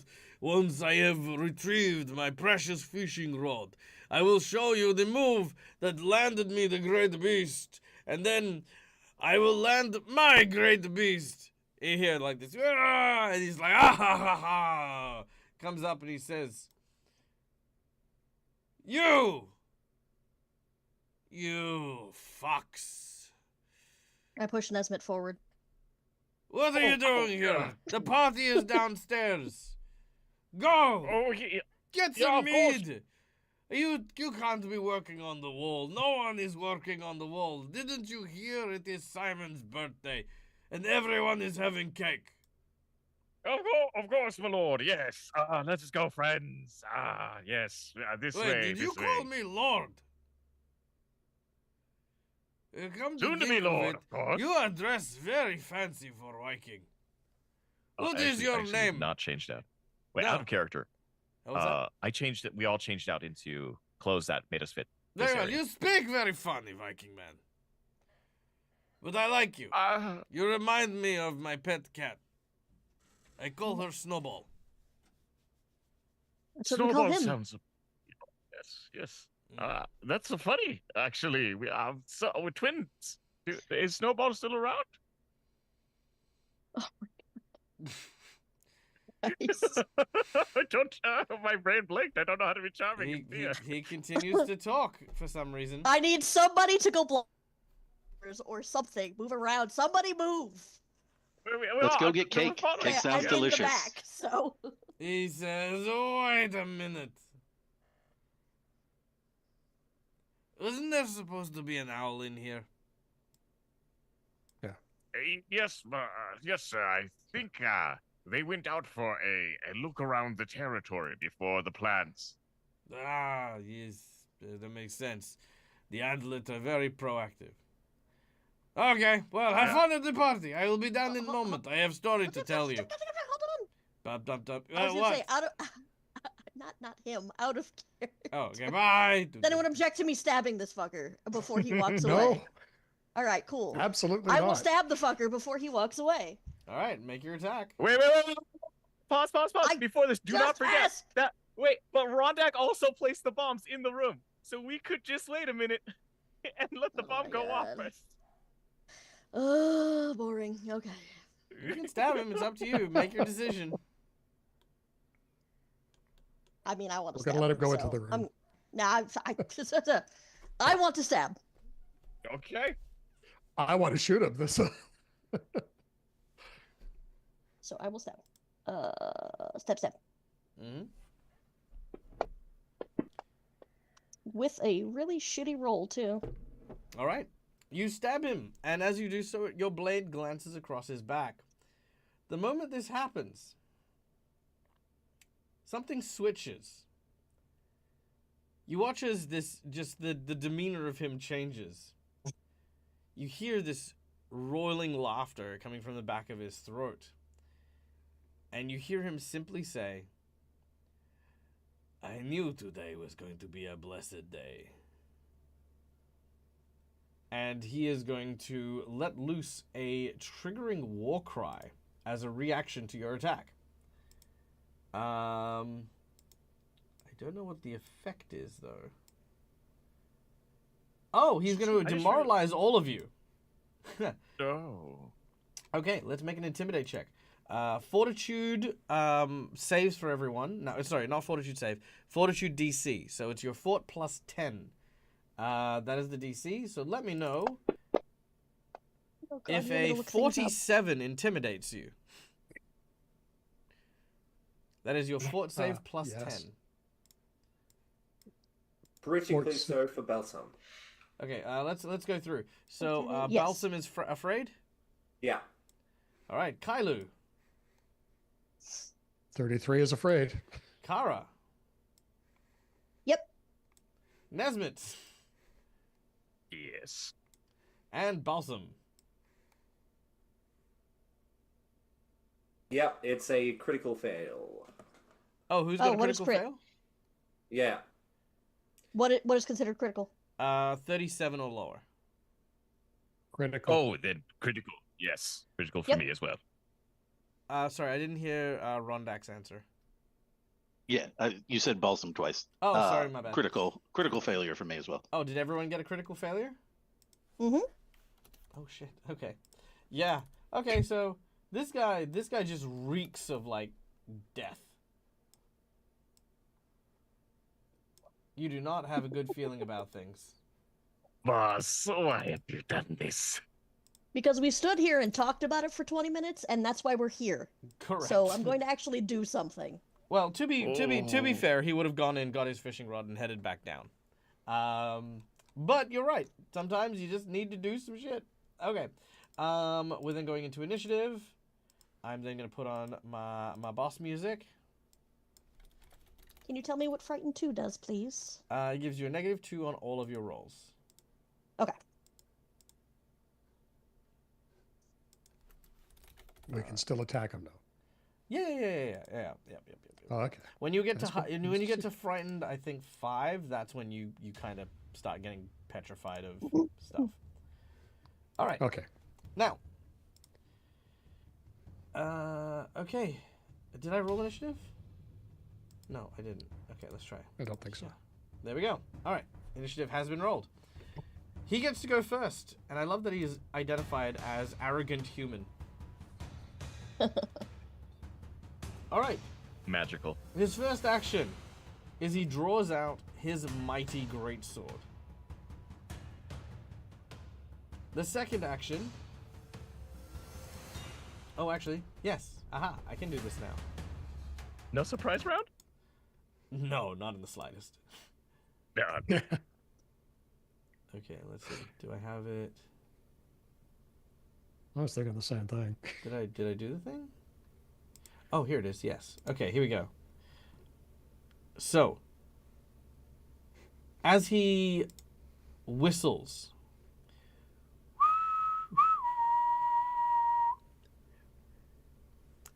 you suddenly hear something outside moving, slithering, crawling, climbing. It doesn't arrive yet, but you feel something big is on its way. And with his greatsword,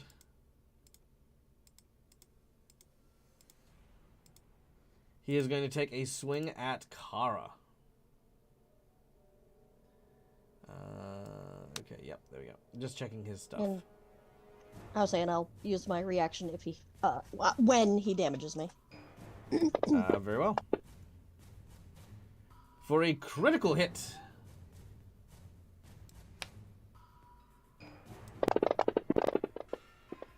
Oof. That is 73 damage with his big old hit.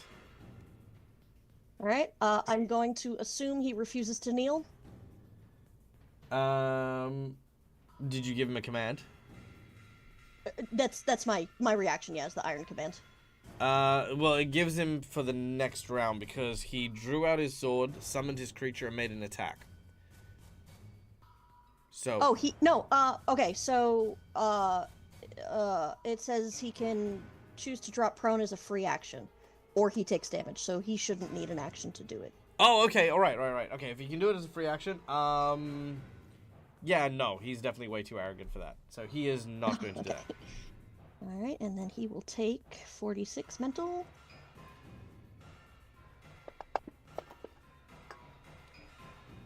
Yeah, take that 12 damage. Alright, he takes 12 damage. Let's go. Yeah, no, as I said, you tell him to kneel, but your voice is shaky because of your Frightened 2 effect. He just kind of looks at you, and as your damage happens, you watch as he puts his finger up one of his, blocks one of his nostrils and just goes, and spits out a piece of brain matter. And he continues to look at you with this crazed Viking mania. Honestly, he's kind of a badass. Oh, I have to... The spirit damage, sorry. Or, if it's persistent, is that starting now or starting next round? If it's persistent? So wait, is there no save for it? Yeah. For the persistent? If the enemy refuses, it takes persistent spirit damage. So no, there's no save. Okay, what's the damage, sorry? It's 2 points.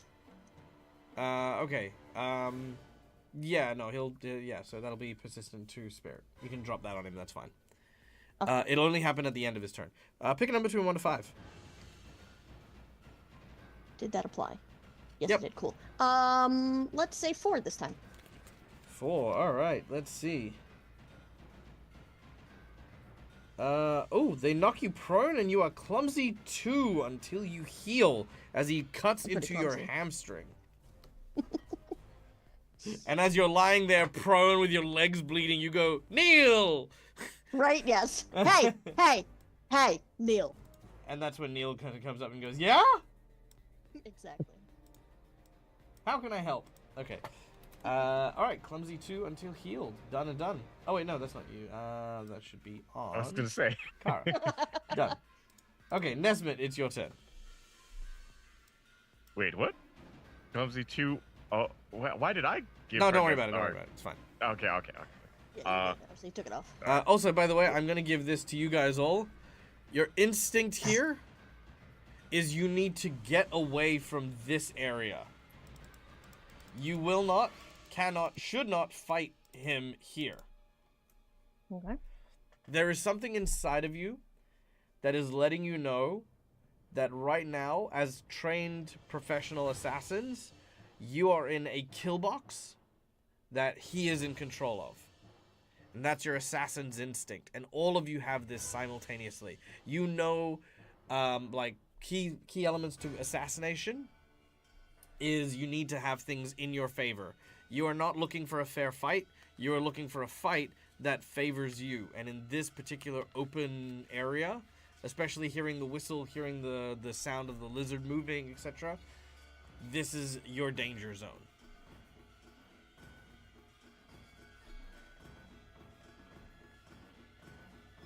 Well, I do the flibbly flobbly things, looking through all of my poisons, and go, "Oh, okay, this will work." Put this on my dagger, and I am throwing on something called. I literally just had this 2 seconds ago. Why did you just run away from me? Please, please.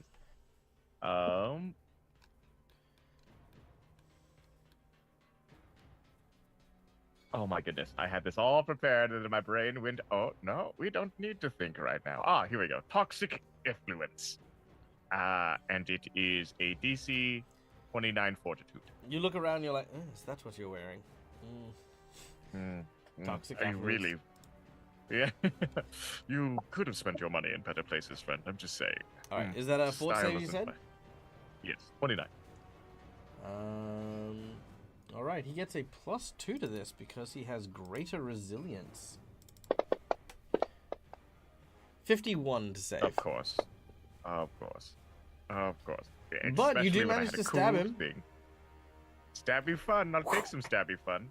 Nice. We're leaving, right? We're running. We're running. We're definitely running. We are all definitely running. Well, I just want to attack him Let's a little bit. let's call it repositioning. Right. Tactical Yes. retreat. Yes. The poison doesn't kick in until about 30 minutes in, so if he's taken any or anyone downstairs has, they won't even be affected till probably, I don't know how long the party's been going for. So there should be some of the effects already showing as we start running.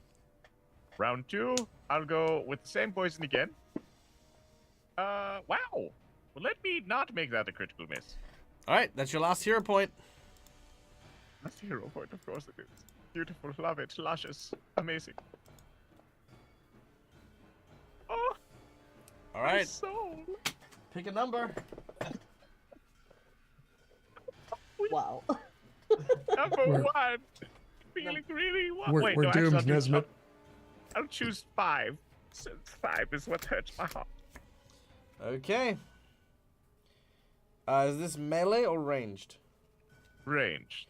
Alright, you slice the webbing between some of your fingers and take Oh, gross. 1d6 piercing damage. Sorry, 1d6 bleeding. 1d6 persistent bleed damage. Oh, this does not work well because I almost poisoned myself and I have to do my own freaking fortitude save. Oh, you do have to do your own fortitude save. I have a character like that. Wait, should I roll it on me or on just you. on board? Okay. Let me roll it on me, I guess then. Is that how that works? Yeah. No, I'll just use. Oh, okay. I do not save myself, then, friend. Mm-hmm. You don't say. Mm-hmm. What do I gotta get? 3d6 poison damage and That- 3d6 fire damage. that'd be the one. Oh, and I'm enfeebled for a round. Oh, this is really just magical for me. Let me just roll that damage on myself quick. I bet you wish you had hero points. Yes, it would have been magical. Oh, I did feeble. oh. Wait, why did that not show up? Oh, come on, why are they high? Why are you rolling high now of all times? Why must you do this to me? You know have why, ever you know treated me why. like this? Crying, it hurts so much. All right, that's 21 damage to myself. as you slice just the thinnest nick in your finger. You're like, oh, that's not good. He doesn't need to be buffed. We will kill ourselves, apparently. Oh, dear. Evidently, I haven't even thrown the buff in yet. This is awful. What is my luck? All right, Almost over. That's what it is. Yes. all right. You take Near an the extra. ends. You take an extra damage from the bleed, and is that all your turn? I don't know. Wait, I said I'd run too. I'm running into the doorway. Okay, However you- long? How far is it? How far is 25 feet, actually? How do I find that out again? Ah, thank you. You're welcome. It's now not letting me move. Oh, there we go. Thank you. Ooh. Oh, there. You're welcome. All right. After Thank you. Nesmith is Rondak.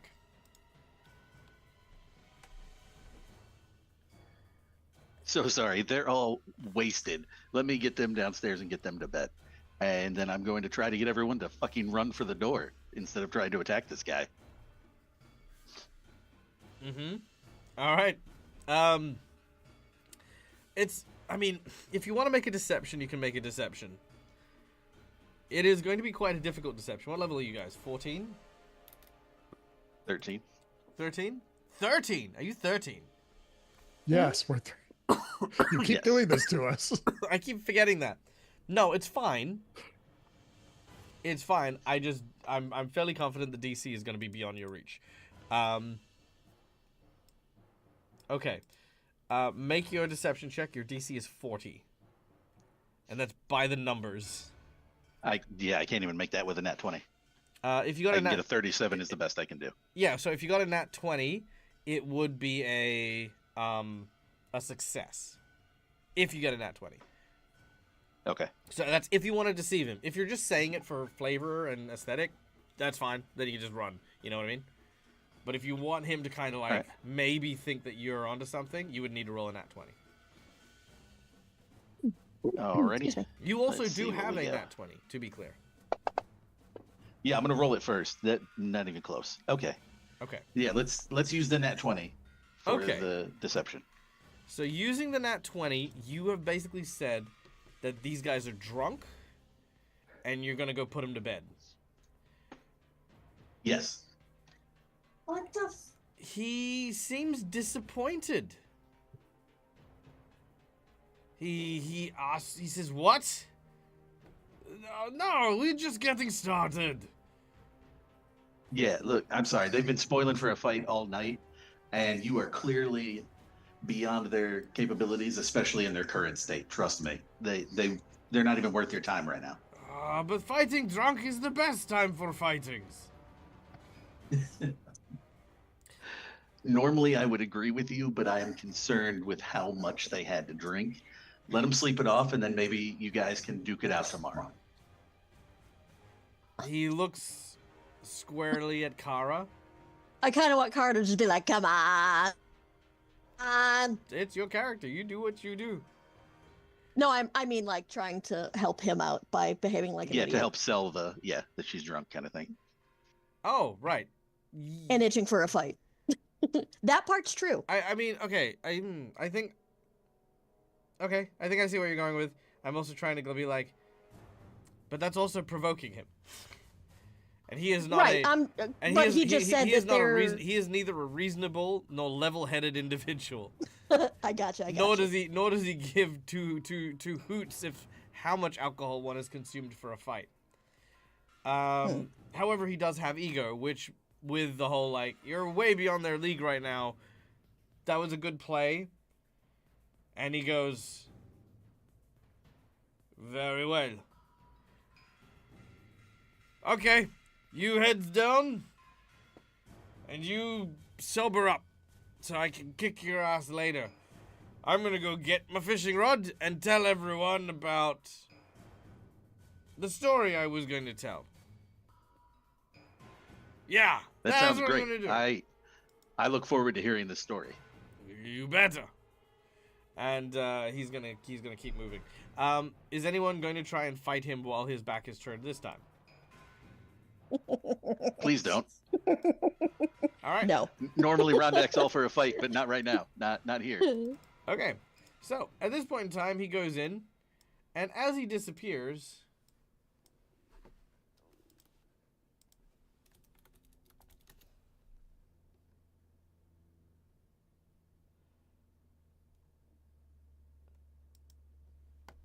now being a little bit more mindful of what level you are.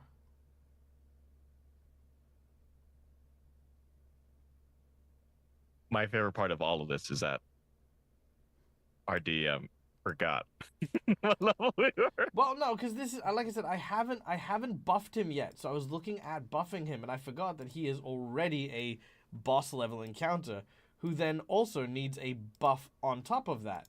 Which I'm just like, how much do I buff him? You know, like do I buff? Yeah. So anyway, he does have a boss buff, which he is now getting, in the form of an enchanted fishing rod. Oh my god, what is that thing So that I this am thing- seeing on my screen, sir? so Yeah. So as you as he leaves, however, also, you know, to be clear, partially drunk, what he has forgotten is that he did summon Fluffy. a giant creature, a large serpentine beast with what looks to be several metal collars strapped around its neck at various locations with nails driven into its flesh, crawls its way up and looks directly at you all. That's not Snowball. Through the door. Through the door. Everyone through the door right now. That's bad. I was saying I would make sure Pietro is going as well because I know Yep, Mac isn't here to do it. Yep. Pietro will go as well. So you guys are just booking it out the doors? Yes. Well, All right. might join the party. All right. Yeah, like he said, you know, go join the party. Yeah, Try to yeah. sober up a little bit. That's what we're doing. All right. So, our party sees And then we can enact our actual plan. Our party sees the large lizard. And as they do so, begin to move towards the back, heading back down. As it slithers over to try and catch up, Orduf comes out and says, "Oi! You silly beast! What are you doing up here?" It looks down at Orduf and lets loose a terrifying roar. As he does so, Orduf uses his fishing rod and he slaps it in the face. And as he does so, you watch as runes on the collar start to glow. Well, you don't watch it, but it happens. And you watch as the creature calms down. Go on, back downstairs, you big idiot. After all, you're gonna be the one to determine which of my generals is gonna lead the charge against Hagreach. Whoever can skin you is going to be able to skin those witches once and for all. And the Linorm sort of seems a bit groggy, seems very, very, very much like its head is being clouded. And with a point and a gesture, the Linorm, once again, under the command of Orduf, slithers back downstairs. Orduf, having not remembered he brought it up here to help him fight, he now has his fishing rod and he's super happy. Ah, you beauty. Can't wait to talk about my biggest catch yet. And with that, and the sound of the roar behind you all. You make your way to the party. As you look at each other, you now have made your way into the lion's den. But it seems that Olduf is a little bit more than mere prey. Olduf has the heart of a hunter, but so do our group members. So who is going to end up the victim? Find out next week when we return to Pathfinder 2nd Edition, Pray for Death. Thank you guys for joining us. I hope you had a good time. There were lots of plans involved, and those plans are still able to come into fruition. Olduf's presence wasn't to try and encourage you to go forward, but because we had a donation for the actual Linorm and the boss buff, and I kind of a little bit wanted to at least introduce them in this session, and I wasn't sure if I'd have a chance to if you guys went downstairs by the time you kind of decided how you guys were going to go down. But your plan is still very salvageable. It's still very workable. The poison, the interacting with people, the dealing with the generals, the bomb in the bed, all of these things are still 100% viable for your adventure. So yeah. So rest assured on that one. I just want to give you guys that because I know it can be frustrating when you plan something really, really intricate and then like the DM's like, ha, this happens and now your plan's fucked. But I just want to assure you guys that that is not happening and that will not happen. But I will say you will overhear what Olduf has said. Effectively, he wants to have someone kill the Linorm, this Linorm in specific. And in doing so, take on a commander role in his current invasion. Whether or not you want to use that to your advantage is entirely up to you, or whether or not you want to try and free the Linorm and turn it against the castle. A million different things could happen. All you need to know as well is that the magic item from today is Olduf's charming rod, which when he makes an attack with it actually has the effects of charm. Best day ever. This one comes at the hands of the story that he is going to tell about the fishing rod. So that is going to be that was what centered around his obsession about telling this story over fighting and killing people.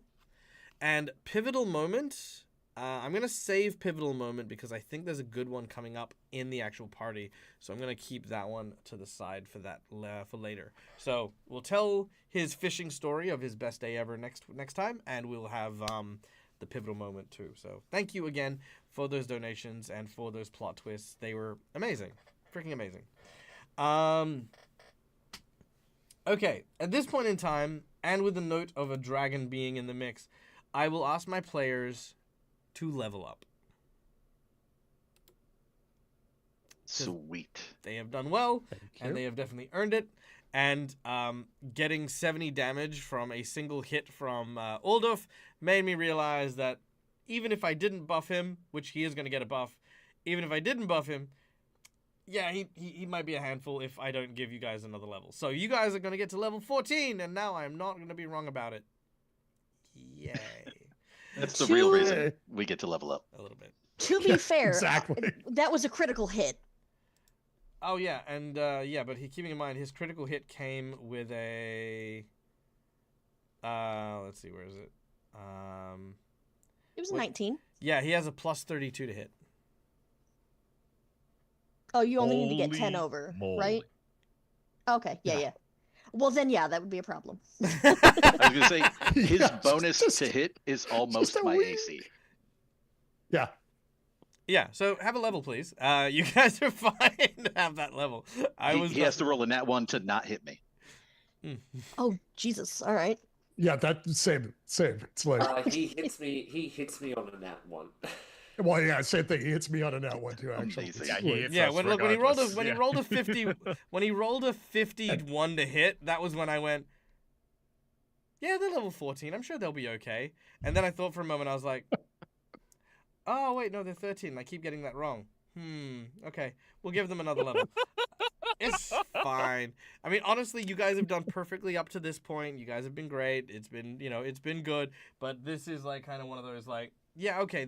And again, also with the Linom on top of that, like if it was just the 6 of you fighting Aldorf, I might be like, yeah, you guys have got the action economy to like deal with that fight.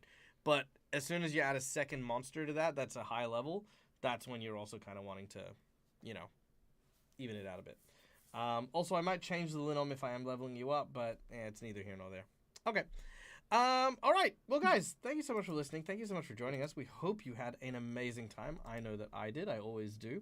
My name is Michael. I'm the Dead Aussie Gamer. This is my place. This is my face. You can find it here a number of times during the day. And I think the next time you will see me, because it is Australia Day, I might not be here. I might not be here for Gatewalkers, and I might not be here for Curse of the Crimson Throne. No, I definitely won't be for Gatewalkers, but might not be for Curse of the Crimson Throne.